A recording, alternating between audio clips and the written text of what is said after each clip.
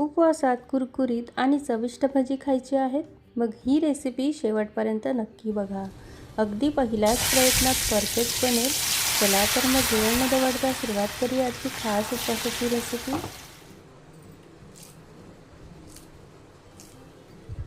तर उपवासाची भजी बनवण्यासाठी आपण हे 3 बटाटे घेतलेले आहेत. हे मी स्वच्छ धुवून ह्याची वरची जी साल आहे ती सगळी आपण काढून घेणार आहोत. तर आता बटाटे बघा किसून मस्त आपण हे पाण्यामध्ये ठेवलेले होते. आता आपण ही किसणी घेतलेली आहे. ही अशी मोठी दातांची किसणी आहे, म्हणजे थोडं बटाट्यांचा जो कीस आहे तो थोडासा जाडसर निघेल, म्हणजे भजीसाठी चांगलं येतं आणि कुरकुरीत होतात भजी याच्यामुळे. तर बघा आपण सगळे असे बटाटे किसून घेऊया आणि पाण्यामध्ये त्याचा हा कीस आपण हे करूया, धुवून घेऊया बघा मस्त असा. आता आपले तिन्ही पण बटाटे मस्त असे किसून घेतलेले आहेत. मी पाण्यामध्येच ठेवलेले आहेत आणि चांगले स्वच्छ 2-3 पाण्याने आपल्याला धुवून घ्यायचे आहे, म्हणजे ह्याच्यामधलं जे स्टार्च असतं ना ते सगळं आपल्याला काढून घ्यायचं आहे. 2-3 पाण्याने धुतल्यानंतर आपल्याला पिळून काढायचे. आता आपण एक मिक्सिंग बाउल घेतलेला आहे. याच्यामध्ये आपल्याला सगळं ते सामान आहे ते काढून घ्यायचं आहे. तर हे बटाटे आपण किसलेले होते त्याच्या पूर्णपणे मी पाणी काढून पिळून घेतलेलं आहे, चाळणीमध्ये ठेवलेलं. आणि आता ही हिरवी मिरची आहे. तुम्हाला किती तिखट पाहिजे त्या पद्धतीने तुम्ही मिरची अशी बारीक बारीक चिरून घेऊ शकता. हे मी शेंगदाण्याचं भाजलेल्या शेंगदाण्याचं कूट घेतलेलं आहे. हे आपण 1.5 चमचा कूट घेणार आहोत. आणि हे उपवासाचं सेंधव मीठ आहे, हे आपण चवीनुसार टाकून घेऊया. आणि हे मी जिरं पण घेतलेलं आहे. आणि जर तुम्हाला उपवासाला लाल तिखट, हे फक्त मिरचीचं पावडर आहे, मिरची पावडर आहे, तर तुम्हाला चालत असेल तुम्ही मिरची पावडर वापरली तरी पण चालेल. आणि हे राजगिराचं पीठ घेतलेलं आहे आपण भजी बनवण्यासाठी. तर हे भजी बनवण्यासाठी आपण पाण्याचा वापर बिलकुल करणार नाही आहेत. बटाट्याला जो पाण्याचा अंश असतो, म्हणजे पाणी सुटतं ऑलरेडी, तर त्या पाण्यामध्येच आपल्याला हे पीठ असं मिक्स करून घ्यायचं आहे. जास्त पीठ पण आपण वापरलेलं नाही आहे. बघा मस्त असे कुरकुरीत भजी होणार आहेत. आपण हे सगळं असं मिक्स करून घेऊया दाबून दाबून, म्हणजे हे पीठ आहे ना ते छान आहे बटाट्यांना लागेल आणि मस्त मसाले वगैरे लागतील. आणि आता आपलं म्हणजे थोडंसं मला असं पातळ वाटलं त्याच्यामुळे मी थोडंसं अजून 1 चमचा राजगिरा पीठ वापरलेलं आहे. आता हे सगळं असं मिक्स करून घेऊया. तर आता बघा मस्त असे भजी बनवायला तयार झालेले आहे आपलं हे बॅटर. आता आपण भजी बनवून घेऊया. तर एका कढईमध्ये आपल्याला हे तेल गरम करून घेतलेलं आहे. शेंगदाण्याचं तेल गरम केलेलं आहे मी उपवासाला. तर हे छान असे भजी असे तोडून आपण तेलामध्ये सोडूया आणि छान अशी कुरकुरीत भजी तळून घेऊया.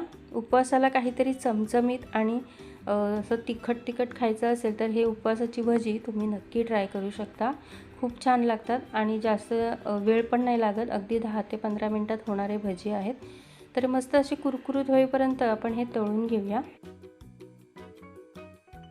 तर बघा मस्त आपण असे कुरकुरीत होईपर्यंत हे भजी अशी फ्राय करून घेत आहोत. जसे आपण कांदा भजी बनवतो ना त्या पद्धतीनेच आपण, म्हणजे हे भजी पण तसेच दिसतात बघा. फक्त हे उपवासाचे भजी आहेत, अगदी झटपट होणारे. तर मस्त असे आपण वरतून क्रिस्पी होईपर्यंत याला फ्राय करून घेऊया. तर आता आपली भजी मस्त अशी कुरकुरीत होईपर्यंत आपण फ्राय करून घेतलेले आहेत. हे आपण आता काढून घेऊया. तर बघा मस्त दिसत आहे, अगदी कुरकुरीत झालेले आहेत. हे आता आपण काढून घेऊया.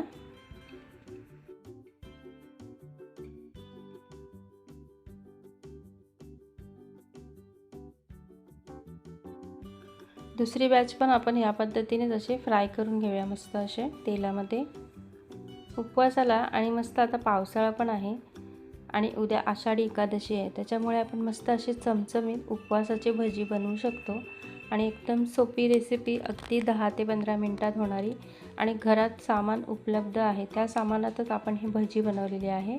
तर सगळे भजी आपण असे तेलामध्ये सोडून मस्त असे कुरकुरीत होईपर्यंत फ्राय करून घेऊया.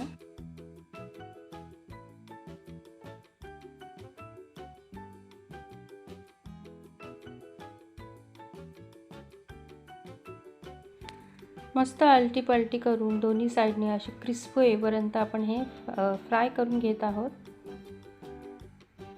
तर हे बघा आपण मिरच्या पण टाकलेल्या आहेत. मिरच्या पण छान लागतात भजींसोबत.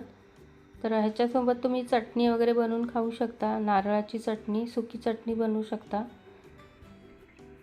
तर मस्त आपण फ्राय करून घेतो आणि छान असे खायला तयार करतो आहे.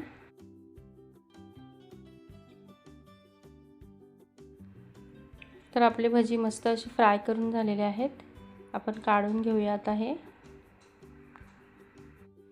तर मस्त कुरकुरीत होईपर्यंत आपण हे भजी फ्राय करून घेतलेले आहेत. अगदी म्हणजे वाटतच नाही आहेत की हे उपवासाचे भजी आहेत. कांदा भजीसारखे दिसत आहेत आणि सोबत आपण मिरची पण तळून दिलेली आहे. तर अगदी मस्तच कुरकुरीत झालेले आहेत भजी बघा. खूपच छान लागतात. तर आजची उपवासाची कुरकुरीत भजी रेसिपी तुम्हाला कशी वाटली ते कमेंट करून नक्की सांगा. व्हिडिओ आवडला असेल तर लाईक करा. तुमच्या मित्रमैत्रिणींसोबत आणि कुटुंबासोबत शेअर करायला विसरू नका. अशा स्वादिष्ट आणि सोप्या मराठी रेसिपीसाठी आपल्या आशा रेसिपी चॅनलला सबस्क्राईब करायला विसरू नका आणि बेल आयकॉन दाबायला अजिबात विसरू नका.